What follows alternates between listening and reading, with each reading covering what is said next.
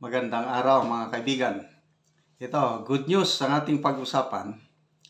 Isang Filipino Roman Catholic Bishop na nangunguna sa kontra sa charter change na gustong isa o isa katuparan ng Marcos administration. Ngayon po, bago lang na-promote na cardinal.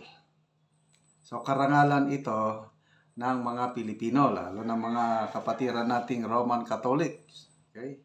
So, sino itong bishop anti-charter change? Nanguna siya sa perma ng petition o manifesto na let's protect the Constitution, sabi ng mga Catholic bishop. Walang iba kundi po si Caloocan Bishop Pablo Virgilio David.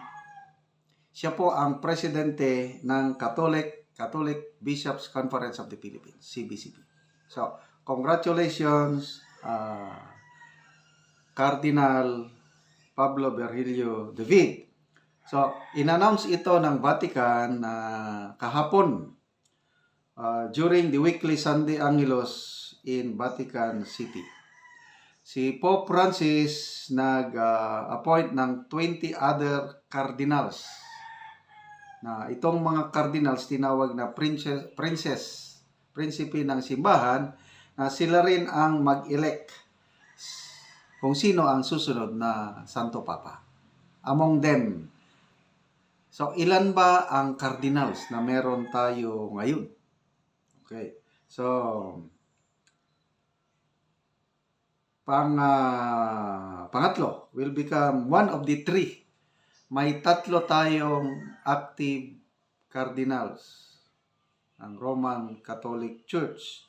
So, the other two, si Cardinal Luis Antonio Tagle at saka Manila Archbishop Cardinal Jose Advincula. So, tatlo na. Mayroong two other Filipino cardinals, Gaudencio Rosales and Orlando Quevedo. Retired na po sila dahil more than 80 years old na ang edad. So, all in all, 5 ang ating cardinal, ang 2 retired, ang 3 active. Okay. So, si Cardinal Bishop David pa no, Cardinal David. Maalala ko nung kainitan. Ito early this year. Ito January 2024, grabing paningkamot kung sa Bisaya. Grabing effort ng House. Nagsimula sa House Speaker Martin Romualdez, yung pirma. Nung una, dinidinay pa nila. No? People's Initiative man yan. Wala man kaming pakialam. Kasi isa sa mode of revision or mode of para ma-amend ang charter change is People's Initiative. Pinalabas nila, perma ko naman. Nako, mabuti na lang at may mga senador na kumontra. Isa na yan, si Senator Amy Marcos, imbestiga kaagad. Nako, napag-alaman. Yung palang mga proponents ng pirma, doon nagmi-meeting sa bahay ni Speaker Martin Romualdez.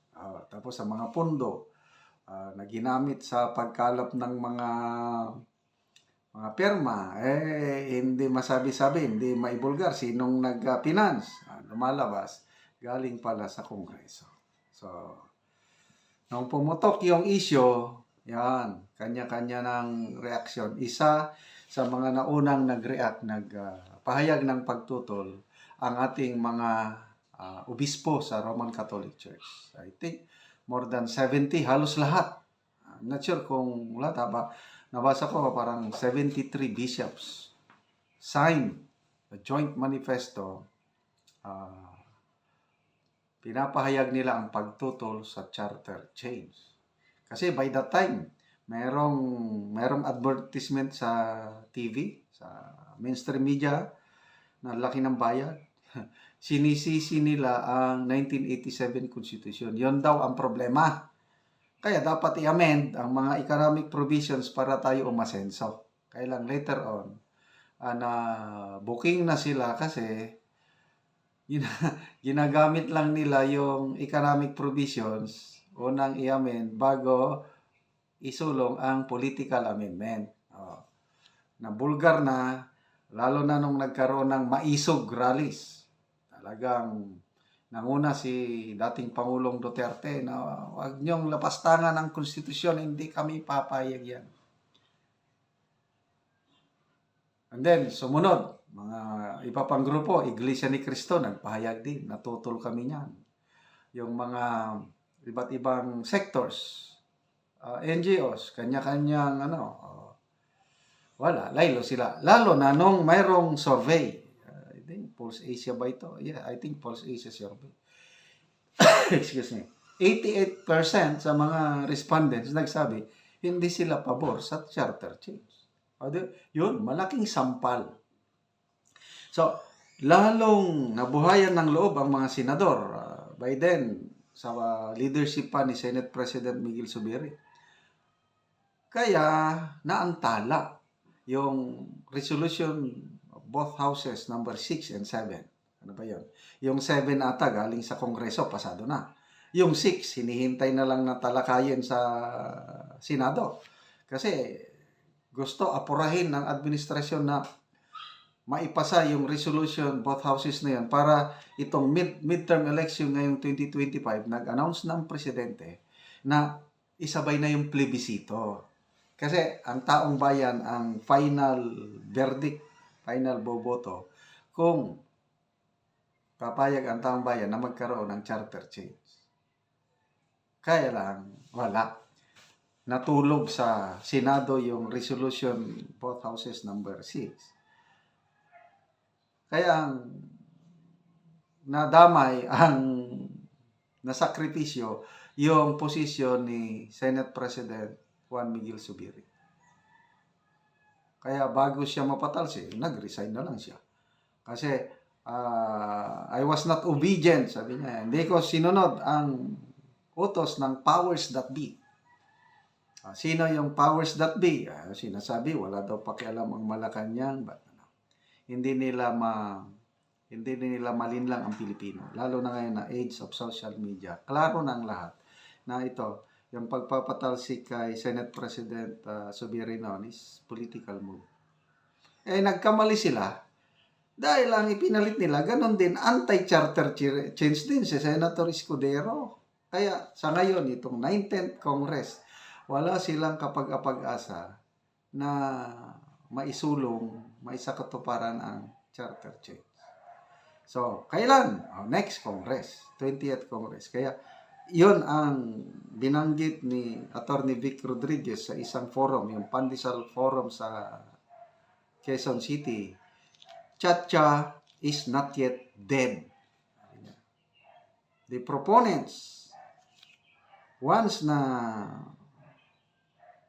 nakakuha sila ng maraming bilang ng mga senador, next Congress, itutuloy nila na isulong ang Chacha. Lalo na yung change, pagbabago ng form of government from presidential to parliamentary.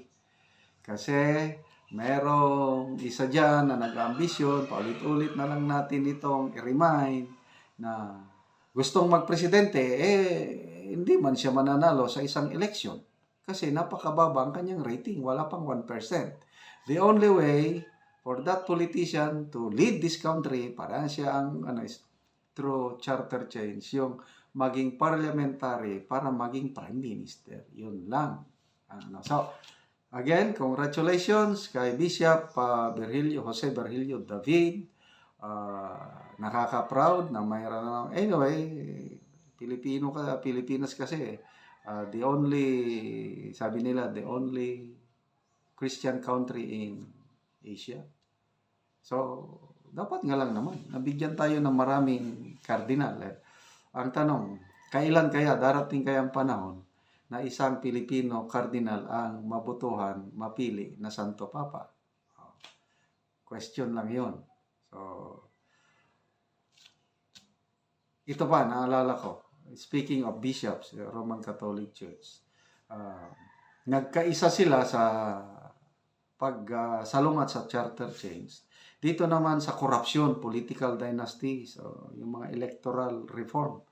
Medyo kakaunti pa lang, siguro mga 3 bishop pa lang ang sumama sa multisectoral group na kumukontra sa graft and corruption, yung 6 alyansa ng nagkakaisang mamamayan. Nakalimutan ko lang yung pangalan, mga 3 bishop na at mangilan-ilang mga pari sumama sa mga retired AFP officers, mga more than 300 na nag-alyansa, plus mga sa academic sectors, talagang malaking grupo na itong 6 alyansa ng nagkakaisang mamamayan. Nilalabanan nila ang graft and corruption, political dynasties, at election cheating.